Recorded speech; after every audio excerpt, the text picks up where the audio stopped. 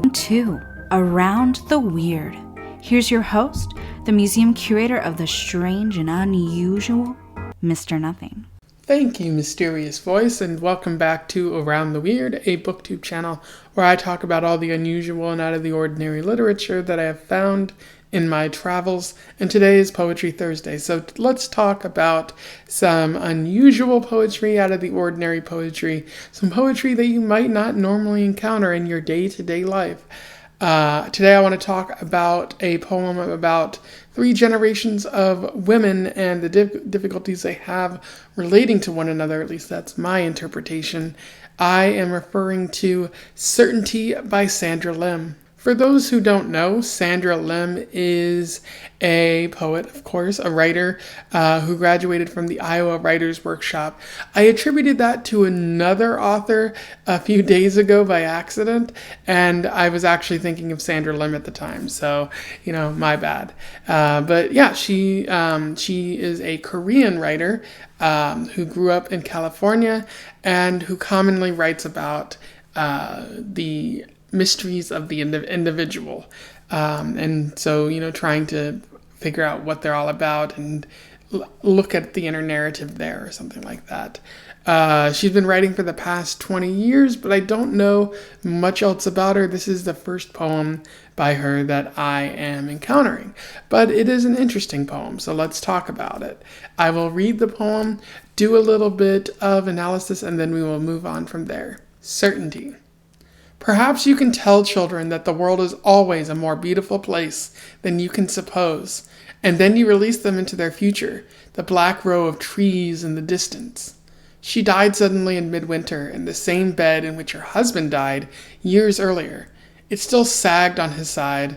Her second husband remained in Japan with his first family. She used to say, "What my 3 girls do when they are on their own is unimaginable to me." My mother is the middle daughter, a garden of inaudible tunes. The 4 of them lived in a mean house in Seoul. One yellowing picture of my grandmother remains, and her face turns away from the camera, as the rabbit senses the hound. She was said to be a solitary eater, an inner thing. What did she promise the world that she wasn't able to make good on? A child who abruptly feels the frontiers of experience assert themselves in her. At the funeral, my mother cries so hard she can't feel her hands for days. It explains how she scratches herself raw, meaningless.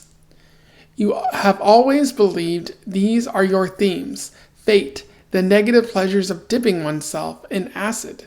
You think it will rescue you from your simplicity, remarks my mother from the doorway, but art is never the ace in the hole.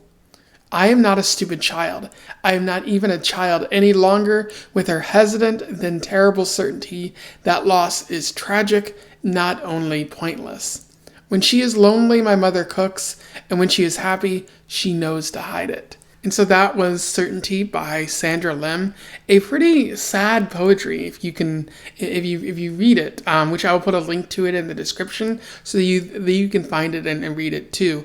It's not in traditional poetry format. It's in lines, and it's kind of difficult to decipher the inner meaning. Like, I understand from the outside of what's going on, but the inner meaning of each specific line is kind of complicated, and that's a lot of what I've found about Sandra Lim's poetry so far. Like, it's interesting and it's beautiful at the same time, but it's really hard to scrutinize because she uses words in a specific way that is kind of confusing, and I don't know if that's intentional. It's probably intentional on her part, but it could also be, just the style that she's trying to go for. I don't really know. It's but I do understand this poem. It's one of her more understandable poems and sadder poems. In that there's 3 generations of women: the grandmother, the mother and the daughter, and they do not get along from the looks of it. They are struggling to understand one another through these generations. It begins with the grandmother in this poem, where the narrator says, "One yellowing picture of my grandmother remains, and her face turns away from the camera as the rabbit senses the hound," which is some pretty interesting phrasing. And what I think it just means is that she wasn't smiling at the camera. She wasn't even looking at the camera, and so that kind of seems like a very difficult person to be around. And maybe she passed that on to her daughter, the mother, in this poem. Because at the very end, the narrator says, "When she is lonely, my mother cooks, and when she is happy, she knows to hide it."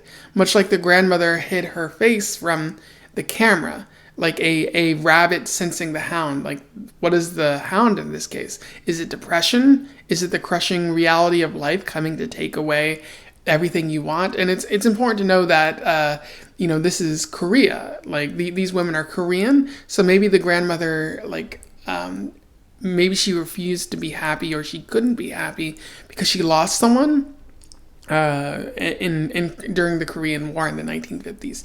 I'm not 100% sure, but she passed on that to her mother, and it seems that this has doomed the relationship to the mother and the daughter in this case, where the mother doesn't seem to be very happy. She cries when the grandmother dies, and she doesn't seem to have the best relationship with her daughter.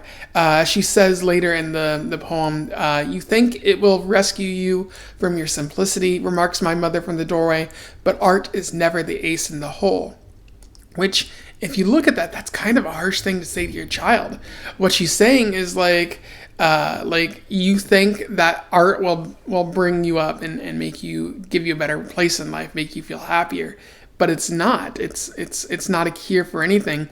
You're going to end up just like me, is maybe what she's saying.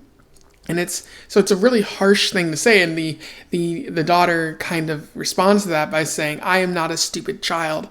I am not even a child any longer," with her hesitant then terrible certainty that loss is tragic, not only pointless. And that last part is standout too, where she says that loss is tragic, not only pointless. So a pointless loss where, like, you could have had this relationship with your mother, but for some reason between you and her, there was just no connection, no way of connecting. And so that loss is kind of pointless. Like, you could have had that relationship.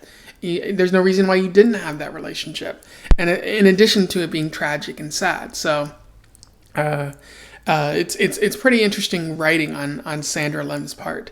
And one has to wonder, like, what the implications of all of this will be.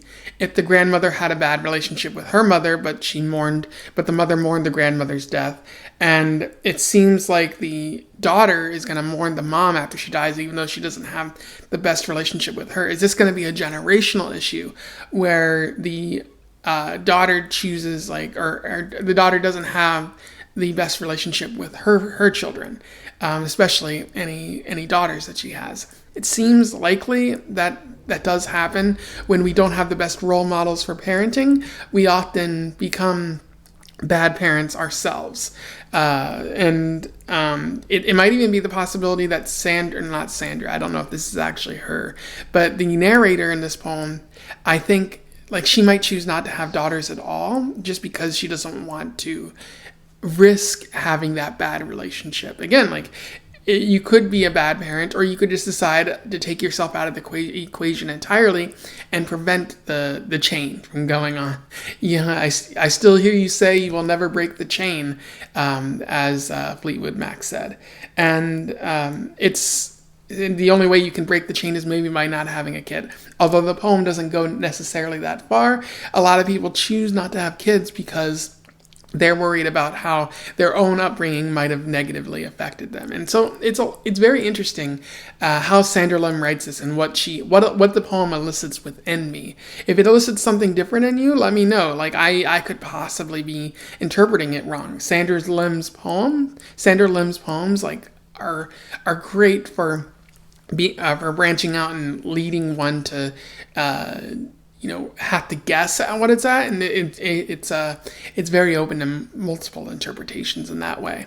Anyway, those are my thoughts on Certainty by Sandra Lim, a pretty high quality poem and one that I recommend that you check out. I will put a link to it in the description so that, again, you can find it and read it. If you read this before or you want to comment on my thoughts or even your thoughts, do so below. Let's have a discussion. Otherwise, don't forget to like, share, and subscribe so that other people can find out not only about this poem, but also about Poetry Thursday. And until then, I wish you the best of luck in your weird and certain travels. Farewell.